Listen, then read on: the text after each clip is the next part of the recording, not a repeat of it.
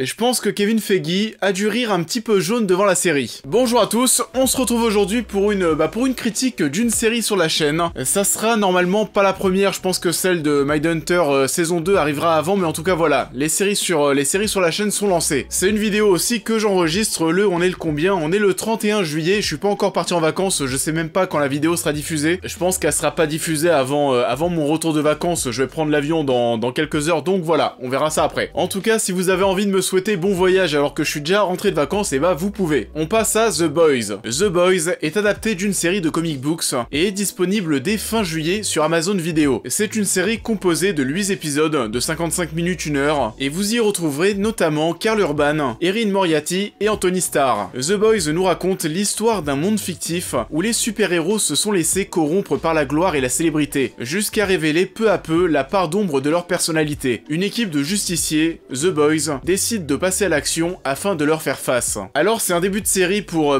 cette première saison qui est bien plus que convaincant. Et même au-delà de tout ça, c'est super intéressant si on essaye de faire...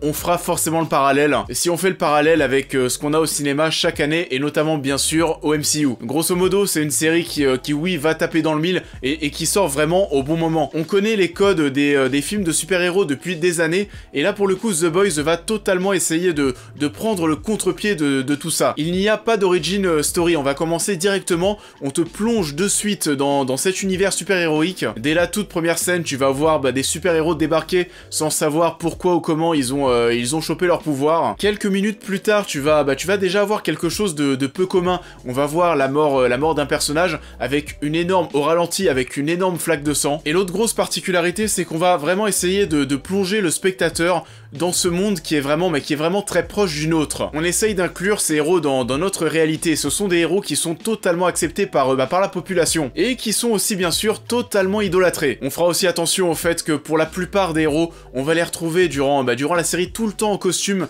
qu'ils soient cachés ou alors qu'ils soient dans la rue en train de converser avec quelqu'un d'autre. Ça paraît totalement normal de les voir dehors, de les voir en costume. Les costumes aussi, pour être aussi plus proches de notre réalité, font un peu kitsch parfois. On va voir que ce sont des icônes, que ce sont des égéries, on va les voir faire de la publicité, faire des interviews, et tout ça du coup ça va apporter, vous savez, pas mal de crédibilité et de cohérence à l'univers.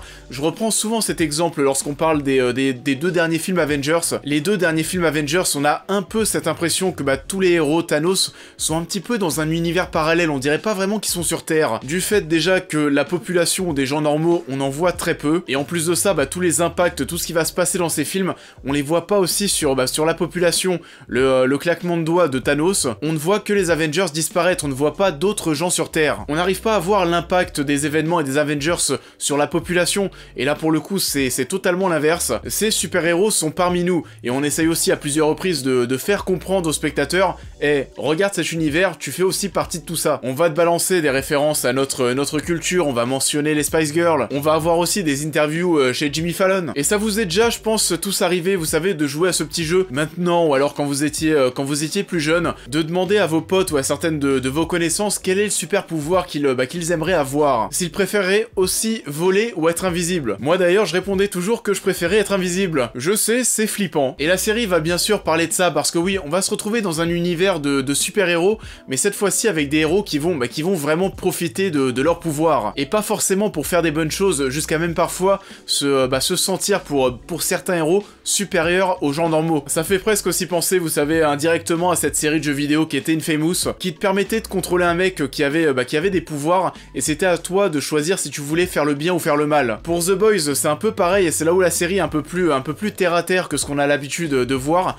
parce que le fait d'avoir des pouvoirs ne veut pas dire faire le bien. Ça veut pas forcément dire ça. C'est un gros délire, on va en avoir un qui va se servir de son invisibilité pour espionner des gens. On a un homme élastique qui pendant qu'il a quelqu'un sur lui en train de le fellationner, nouveau verbe, qui va recevoir une fellation et qui va étirer son corps jusqu'à aller rejoindre deux autres personnes pour aller les pécho. Enfin voilà, vous avez compris, mais on est sur quelque chose de bien plus mature et aussi de bien plus hypocrite. Et qu'en pense le monde, qu'en pense la population, tout le monde est littéralement aveuglé. Comme je vous le disais tout à l'heure, on va voir la mort d'un personnage en début de série, c'est un peu ce qui va lancer tout l'intrigue. À ce moment-là, et c'est un petit peu avec tout ce qu'on a vu dernièrement et avec le MCU, je pensais que ça allait partir, vous savez, en Civil War. Que ça allait partir en Civil War et qu'on allait tout simplement remettre en cause la présence des super-héros dans ce monde. Et en fait non, pas du tout, parce qu'on est vraiment dans un monde fictif où tout le monde est en train d'idéaliser les super-héros. En train de les idéaliser, et forcément ça fait écho à notre société actuelle. Et tout ce qu'on est en train de se bouffer au cinéma avec le Marvel Cinematic Universe, avec des films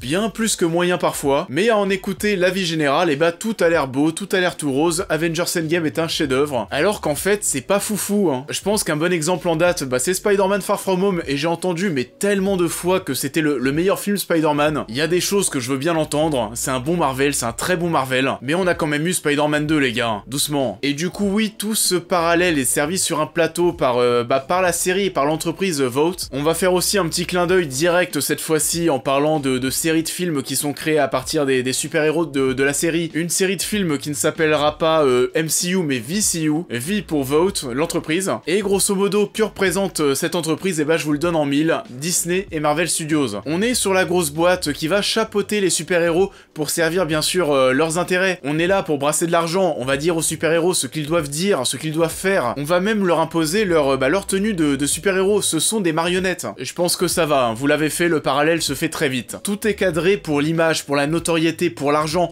pour faire avancer les projets de l'entreprise. Et ça, plus le fait que la plupart des super-héros sont un petit peu dérangés, que ce soit humainement mais aussi à cause de leur pouvoir, et ça nous montre vraiment la partie sombre de cet univers super-héroïque. On pense que c'est cool d'avoir des pouvoirs, alors que en réalité on voit que ça va provoquer de la peur, de l'incompréhension, de la solitude, de la dépendance à la drogue, de la dépression tout simplement. En termes de rythme, on sent qu'il y a eu, vous savez, ce petit pilote du premier épisode, qui est vraiment excellent, qui pose bien son univers, qui met déjà en place pas mal de thématiques. Il se passe tellement de choses et c'est peut-être même la partie un petit peu dommage, mais il révèle déjà peut-être un peu trop de secrets. On pourrait se demander si la fin du premier épisode, ça aurait pas pu être la fin de la saison tout simplement, ou en milieu de saison, mais qu'on puisse sentir qu'on a vraiment posé notre univers jusqu'au moment où on se fait un petit peu avoir. Mais bon, après vous savez comment ça se passe lorsque vous présentez le premier épisode devant des investisseurs ou même devant des spectateurs, quand nous-mêmes on est en train de regarder, de commencer la série. On comprend qu'il faut mettre le paquet sur le premier épisode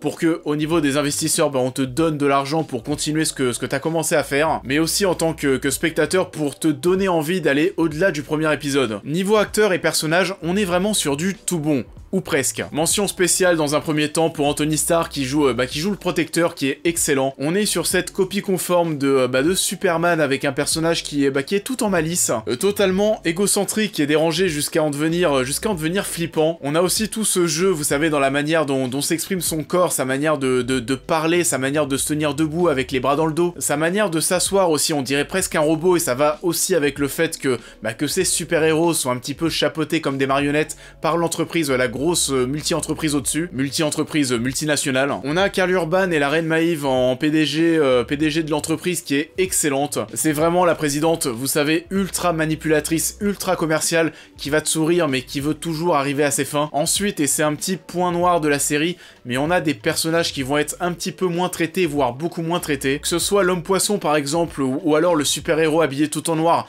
Enfin bon, voilà, ils sont là pour être là. Et petite surprise, Simon Pegg est aussi là, et lorsqu'il est présent, ça ne peut que me donner le sourire. Et une petite dernière chose qui m'a fait rire avant de passer au spoiler, ils ont eu visiblement durant le tournage 2-3 soucis, 2-3 problèmes durant des scènes qui vont être répartis sur la saison. Il va y avoir 2-3 petits problèmes de mouches, on va avoir vous savez, des conversations avec des champs contre champs, et lorsque la caméra du coup est en train de fixer le visage d'un personnage, ça va arriver plusieurs fois durant la série, mais on va voir une mouche qui va se balader dans le champ. Et ce qui est drôle, ça m'a fait sourire, et vous y ferez attention pour ceux qui n'ont pas encore vu la série, mais ils ont rajouté le sound design de mouche, qui veut dire que lorsqu'une mouche apparaît à l'image, on va entendre le bzzz. Et le truc, c'est que je trouvais ça tellement anormal et drôle qu'ils aient rajouté le son, que je pensais même, j'imaginais que ça pouvait avoir un jour un lien avec le reste de la série. Enfin bon, c'est pas du tout le cas, et pour le coup, voilà, ils ont été assez méticuleux concernant ce détail. On va passer à la partie spoiler. Pour ceux qui n'ont pas encore vu la série et qui vont nous quitter, je vous invite, n'oubliez pas, c'est important, à liker et partager la vidéo, et à vous abonner pour qu'on puisse parler d'encore plus de séries. Et je vous mets aussi un timecode à l'écran si vous avez envie de passer la partie spoiler. Donc c'est parti, c'est parti. On va revenir déjà sur 2-3 trucs qui m'ont plutôt fait marrer. Alors déjà la scène de l'homme poisson avec le dauphin dans sa voiture, où le dauphin va passer par le pare-brise sur la musique des Spice Girls au ralenti, qui va se faire ensuite écraser par un camion. Enfin voilà, désolé pour les assos de défense des animaux, mais c'était plutôt drôle. On a aussi la scène avec la copine d'Eatwain qui va écraser la tête du mec avec son cul, enfin c'est n'importe quoi. J'ai bien aimé aussi le pourquoi du comment les héros avaient chopé leur pouvoir du coup dès la naissance, parce que c'est vrai que j'étais un petit peu frustré, vous savez, durant la série, j'étais un peu frustré du fait, j'avais pas envie de me taper des énièmes origin story, mais quand tu sais pas comment tous ces mecs ont chopé leur pouvoir, personnellement moi c'est un truc qui va un peu me frustrer. Pareil, Tom Holland au cinéma en Spider-Man, on n'a pas eu d'origin story, ça me va très bien, mais j'aimerais quand même savoir par curiosité comment est-ce qu'il les a eu. Et là c'est plutôt cool parce que oui, ça arrive plus tard, mais The Boys va répondre à cette problématique, donc ça c'était plutôt cool. Par contre ensuite, les limites de leur pouvoir, comment est-ce qu'ils peuvent, avec le truc qui s'injecte, jusqu'à quelle puissance ils peuvent aller, pourquoi est-ce qu'il y en a qui volent, pourquoi est-ce qu'il y en a qui courent vite, c'est des choses qui vont en tout cas en cette première saison rester un petit peu sous le tapis. J'aime bien aussi ce côté très froid de la série et tout ce qui va tourner autour de l'entreprise et des super-héros. La mort de Translucide, c'est un bon exemple. On a quand même l'un des 7 super-héros qui est mort, et pourtant tout le monde a l'air de s'en foutre. Toutes les motivations des personnages sont crédibles, on va avoir l'entreprise qui est là pour gérer son business. Les super-héros qui malgré leur pouvoir sont toujours en train de se chercher dans leur vie respective. Je trouve ça aussi dommage, la mort d'Elizabeth Shue, parce que c'est l'un des personnages les plus forts de cette première saison, les plus crédibles aussi. Il y avait aussi toute sa relation avec le protecteur qui est très ambiguë, qui était plutôt intéressante à suivre. Enfin voilà, c'est l'un des personnages les plus charismatiques, les plus crédibles, et je trouve ça assez dommage de s'en priver dès la fin de cette première saison. On a Bully et Huggy qui souhaitent se venger de leur copine, ce qui est aussi totalement normal, et on verra quel chemin va prendre The Boys par rapport bien sûr à la révélation finale, parce qu'on va avoir Billy qui va retrouver sa femme, et ça va faire poser pas mal de questions. Est-ce qu'il va toujours garder cette haine intacte des super-héros maintenant qu'il sait que sa femme est en vie, mais en plus de ça qu'elle a un enfant certainement du protecteur, et que c'est plutôt elle certainement aussi qui a choisi de le quitter, et même encore pire de totalement sortir de sa vie. On a aussi Huggy qui est en train de refaire sa vie petit à petit avec une nouvelle fille. Est-ce que lui aussi il aura toujours cette envie de se venger? Donc voilà, plein de choses en suspens qu'on va découvrir dans cette saison 2. On voit aussi en fin de série qu'il y a cette possibilité, enfin voilà, qui va aussi avoir des super-héros diaboliques entre guillemets, des super terroristes. Du coup, à voir si la série va pencher un peu plus vers, vous savez, vers le grand spectacle, vers les combats, des choses qu'on n'a pas trop dans cette première saison. Mais en tout cas, j'espère que ce sera pas le cas, parce que la réelle plus-value d'une série comme The Boys, justement, c'est de prendre le contre-pied de ce qu'on a déjà l'habitude de voir. De ne pas nous montrer les super-héros tels qu'on les imagine aujourd'hui, mais plutôt de nous montrer que non, en fait, tout n'est pas si rose. The Boys nous propose une très bonne première saison sur l'univers des super-héros qui rythme désormais nos années. Je ne peux que vous la conseiller si vous aimez le genre, mais aussi si vous êtes un petit ennemi du MCU et que vous avez cette petite envie de voir quelque chose de plus terre-à-terre qui pourrait plus vous correspondre. Ça en est tout pour cette critique de The Boys. Ça sera peut-être pas la première critique qui sortira sur la chaîne, la première critique d'une série. En tout cas, ce qui est sûr, c'est que c'est la première que je tourne. Je vous invite à me dire ce que vous en avez pensé en commentaire, à me dire ce que vous avez pensé de la série, à liker et partager la vidéo, à vous abonner si ce n'est pas déjà fait, à soutenir ce nouvel axe qu'on va avoir sur cette chaîne. N'oubliez pas aussi Tipeee et Utip, c'est important. Et du coup, je vais pas tarder à commencer à monter cette vidéo. Je pense que je vais commencer le montage, mais que j'aurai pas le temps de finir. Et donc, situation assez originale, mais je pense que je vais terminer le montage après mes vacances. Et en tout cas, voilà, là aussi, c'est trop tôt pour vous dire quelle sera la prochaine vidéo. Je pense qu'elle arrivera très vite, parce que je compte revenir à la rentrée avec pas mal d'énergie, j'avoue. J'espère que je serai bien reposé. En tout cas, ce qui est sûr, tant qu'on parle de vacances, j'espère que vous avez aussi passé de bonnes vacances. Je sais pas quand est-ce qu'on va se retrouver, mais je vous dis encore une fois, à très vite.